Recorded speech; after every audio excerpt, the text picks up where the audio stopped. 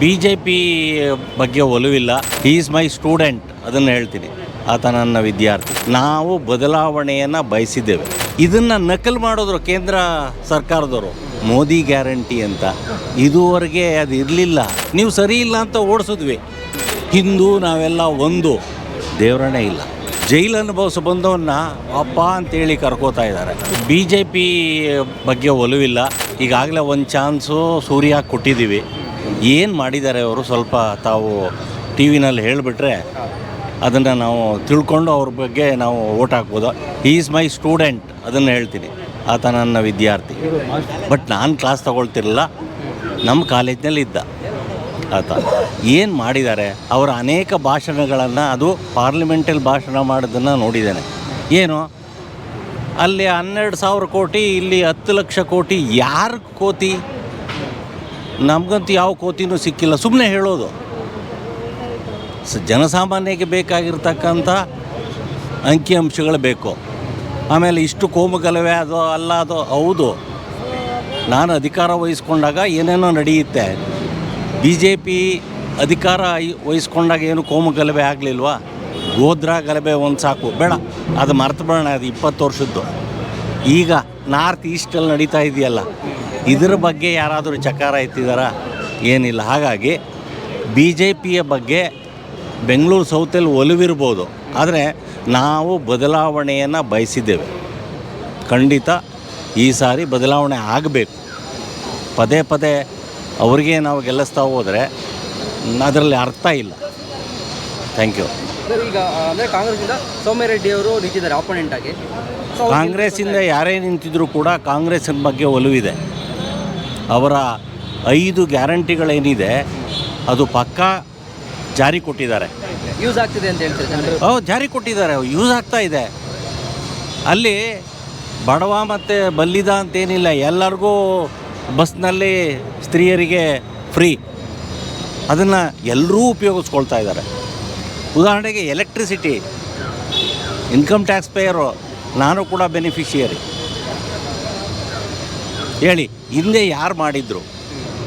ಇದನ್ನು ನಕಲು ಮಾಡಿದ್ರು ಕೇಂದ್ರ ಸರ್ಕಾರದವರು. ಮೋದಿ ಗ್ಯಾರಂಟಿ ಅಂತ ಇದುವರೆಗೆ ಅದು ಇರಲಿಲ್ಲ. ಮೊದಲೇ ಹೇಳ್ಬೋದಾಗಿತ್ತಲ್ಲ ಇವರು. ಒಂದಷ್ಟು ಜನ ಓಟಿಗೋಸ್ಕರ ಇದನ್ನೆಲ್ಲ ಮಾಡಿದ್ರು ಅಂತ ಹೇಳ್ತಾರೆ. ಅದಕ್ಕೆ ರೇ ಸ್ವಾಮಿ, ಎಲ್ಲ ಮಾಡೋದು ಹಾಗೇನೆ. ಈಗ ವಿರೋಧ ಪಕ್ಷದವ್ರನ್ನ ಹಿಡಿದು ಜೈಲಿಗೆ ಹಾಕ್ತಾ ಇರೋದು ಅದಕ್ಕೆ ಎದುರಿಸೋಕೆ. ನೀವು ಮಾತಾಡಿ ಏನಾದರೂ ಸ್ವಲ್ಪ ಮೋದಿಯವರ ಬಗ್ಗೆ ಹೆಚ್ಚು ಕಮ್ಮಿ ಮಾತಾಡಿದ್ರೆ ಮಧ್ಯರಾತ್ರಿಲಿ ಬಂದು ಬಾ ಮಗನೇ ಸ್ವಲ್ಪ ಅಲ್ಲಿ ವಿಚಾರಣೆ ಇದೆ ಅಂತ ಪೊಲೀಸ್ನವರೋ ಎನ್ಐನವರೋ ಎತ್ತಾಕೊಂಡು ಹೋಗ್ತಾರೆ. To terrorize the people and support the central government. ಇದು ಬಿಟ್ಟರೆ ಕೇಂದ್ರ ಸರ್ಕಾರ ಏನೂ ಮಾಡ್ತಿಲ್ಲ. ಅನೇಕ ಪ್ರಶ್ನೆಗಳಿಗೆ ಉತ್ತರ ಇಲ್ಲ. ಈಗ ಎಲೆಕ್ಟ್ರಲ್ ಬಾಂಡ್ ಯಾರು ಉತ್ತರ ಕೊಡ್ತಾರೆ? ಜನಸಾಮಾನ್ಯರಿಗೆ ಅದರ ಕಲ್ಪನೆಯೇ ಇಲ್ಲ. ಅದೇನು ಬಾಂಡು ಗೊತ್ತಿಲ್ಲ. ಆದರೆ ನಮಗೆ ಗೊತ್ತು ಇವರು ಏನೇನು ಒಳಗಡೆ ಕೆಲಸಗಳನ್ನು ಮಾಡಿದ್ದಾರೆ ಅಂಥೇಳಿ. ಹಳೇದನ್ನು ಬಿಟ್ಬಿಡೋಣ. ಪ್ರತಿಯೊಬ್ಬನ ಅಕೌಂಟ್ಗೂ 15 ಲಕ್ಷ ಬೇಡ, 15,000 ಅವೆಲ್ಲ ಬೇಡ, ಮರ್ತುಬಿಡೋಣ ನಾವು. ಆಯಿತಾ?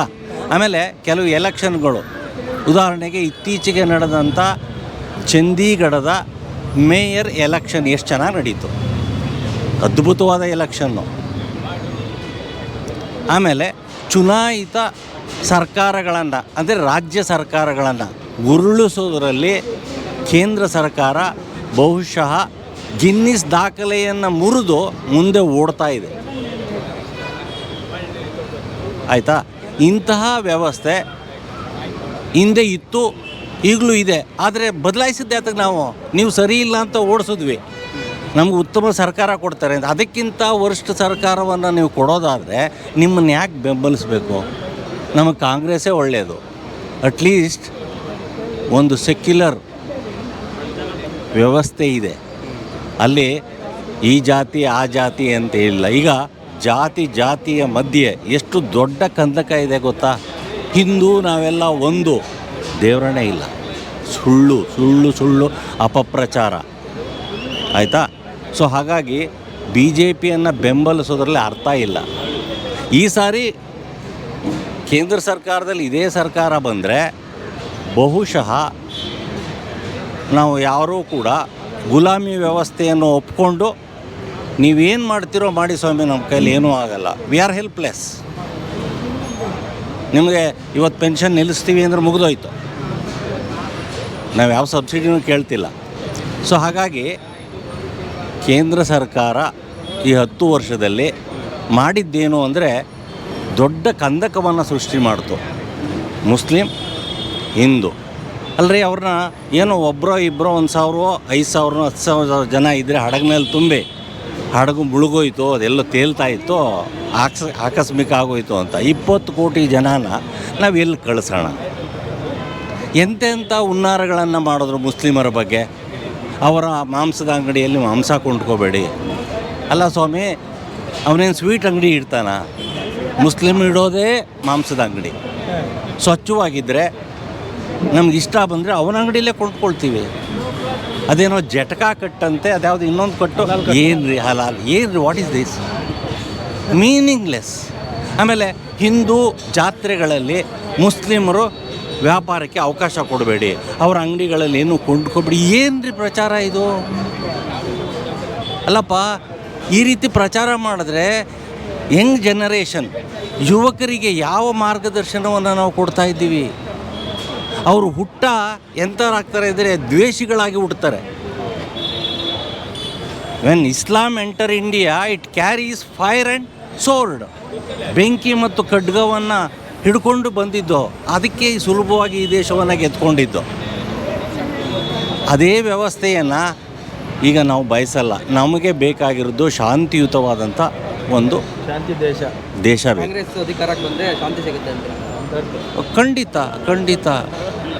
ಇವರು ಬಲವಂತವಾಗಿ ಈ ರೀತಿಯೆಲ್ಲ ಮಾಡೋದ್ರಿಂದ ಒಳಗೊಳಗೆ ಬೇಗುದಿ ಶುರುವಾಗುತ್ತೆ. ತಪ್ಪಿಸರನ್ನು ಯಾರೇ ಆದ್ರೂ ಕೂಡ ಬಗ್ಬಡಿಬೇಕು, ಯಾರೇ ಆಗಲಿ. ಈಗ ಇವತ್ತು ಪ್ರಜಾವಾಣಿನಲ್ಲಿ ಬಂದಿದೆ ನೋಡಿ, ಯಾರ್ಯಾರು ಅಗಾಧ ಪ್ರಮಾಣದ ಭ್ರಷ್ಟಾಚಾರ ಮಾಡಿದಾರೋ ಅವರೆಲ್ಲ ಬಂದು ಇಲ್ಲಿ ಸೇರ್ಕೊಂಡ ತಕ್ಷಣ BBC ಪತ್ರಿಕೆಯಲ್ಲಿ ಒಂದು ವಿಶೇಷ ವರದಿ ಬಂದಿತ್ತು. ಒಂದು ವಾಷಿಂಗ್ ಮೆಷಿನ್ ಇದೆಯಂತೆ ಎಲ್ಲಿ BJP ಆಫೀಸಲ್ಲಿ, ಕೇಂದ್ರದಲ್ಲಿ. ಅದರೊಳಗಡೆ ಅದ್ಬಿಟ್ಟು ಅವನ್ನ ಎತ್ತಾಕ್ಬಿಟ್ರೆ ಅವನು ಸರ್ವ ಕ್ಲೀನ್ ಎಲ್ಲ, ಅವನಿಗೆ ಅಧಿಕಾರ. ಉದಾಹರಣೆಗೆ ನೆನ್ನೆ ಆದಂಥ ದೊಡ್ಡ ಘೋರ ದುರಂತ ಇನ್ನೂ ಇದೆಯಾ? ಎಂಥ ರೆಡ್ಡಿ ಅವನು ಬಳ್ಳಾರಿ ಗಣಿದಣಿ ಇಡೀ ಕರ್ನಾಟಕ ಮತ್ತು ಆಂಧ್ರದ ಗಡಿಯನ್ನೇ ಕತ್ತರಿಸಿ ಅಸ್ತವ್ಯಸ್ತ ಮಾಡಿ ಲಕ್ಷಾಂತರ ಕೋಟಿ ಮೋಸ ಮಾಡಿ ಜೈಲು ಅನುಭವಿಸ ಬಂದವನ್ನ ಅಪ್ಪ ಅಂತೇಳಿ ಕರ್ಕೋತಾ ಇದ್ದಾರೆ. ಈ ತರಹದ ವ್ಯಾಮೋಹ ಕೇಂದ್ರ ಸರ್ಕಾರಕ್ಕೆ ಹಾಕಬೇಕು. ಅವನು ತಪ್ಪಿತಸ್ಥ. You are still facing court. ನ್ಯಾಯಾಲಯವನ್ನು ಇವತ್ತಿನವರೆಗೂ ಎದುರಿಸ್ತಾ ಇದ್ದೀರಾ.